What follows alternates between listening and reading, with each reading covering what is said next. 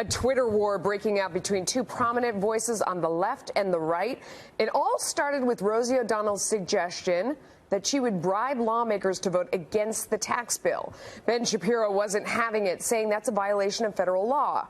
From there, things got increasingly, well, personal, with O'Donnell telling Shapiro to do things that we can't say here on television, prompting Shapiro to send out this tweet today. Just reported Rosie for targeted harassment, mainly to see if Twitter does indeed have a double standard. Everyone knows if Rosie were conservative, Twitter would suspend her in a hot second. So Twitter, put your money where your mouth is, #MeToo. Rosie replied simply, "Oh, Ben." Shapiro's response, "Rosie, all victims deserve to be believed." And the story doesn't end there. Joining us now in an exclusive interview, Ben Shapiro, editor-in-chief of the Daily Wire. Now, I know you just heard from Twitter. I want you to hold on to that for 1 second, just so we can make sure everybody's up to speed.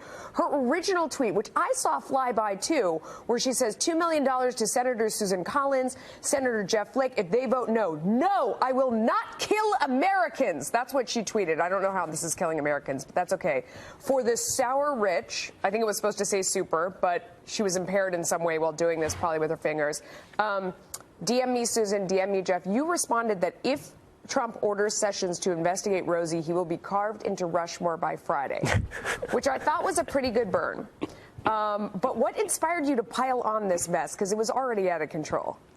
Well, I mean, it was obvious that she had actually violated, at least formally, 18 U.S.C. 210, 201, they can't bribe officials. Yeah, exactly. A specific provision of the U.S. Code, and in doing so, she had done this on Twitter, and so I sort of piled on a little bit, and she responded by essentially telling me to perform an anatomical act on her that certainly would fall under Me Too sexual harassment. So, but what was weird about it is that she told me to perform it on a male appendage of hers. Well, so that was. It was weird. Let's not get into that, because it was people could be having great. dinner right now. I think that's probably smart, and so I responded by essentially saying that she was already a felon. There was no need to make herself into a homophobic sexual harasser as well. The serious things sort of degenerated from there. Yeah, absolutely. The serious part of this is that she told you to do things to her that, of course, Harvey Weinstein and lots of people are in trouble for trying to get people to do to them. And if there was... I mean, if a man said this to a woman, you say conservative versus liberal, but if any of the normal tables were turned, people would recoil in horror and just would really be on your side, but not this time.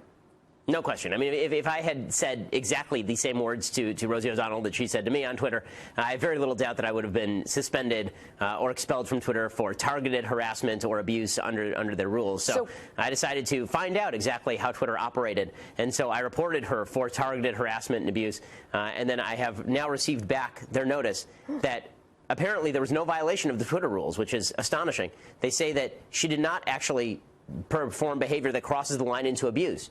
Which, I totally understand why we can't read these tweets on air, because they're really obscene and abusive, but that's why Twitter probably should have done something if they cared about enforcing their own rules. I actually don't want Rosie O'Donnell tossed off Twitter. I find her far too amusing, and I'm sad that she blocked me today. But that said, I think that Twitter should be held to account for its own enforcement of the rules, because it's wildly inconsistent. Yeah, look, we're looking right there where you can see that Rosie blocked you. It does seem very hypocritical on Twitter's part, which is sort of the focus, because Rosie has gone off a bunch of times before. I mean, she has a long Twitter history.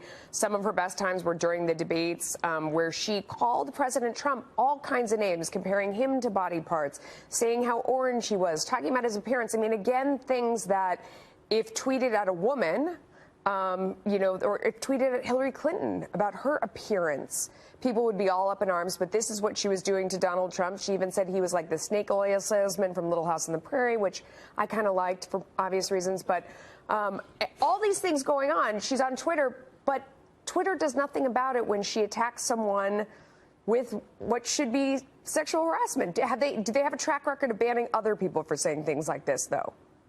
Well, I mean, they do have a track record of at least blocking people's tweets that are considered abusive or suspending people who are abusive.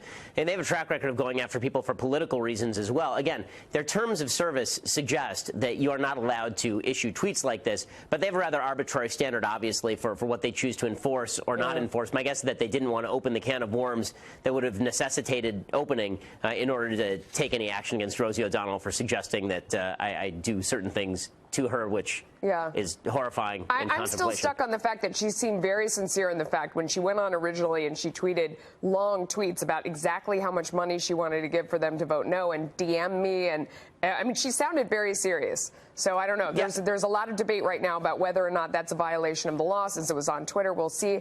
Ben Shapiro, hat tip to you, my friend. Thank you for coming on. Good to see you. Thanks.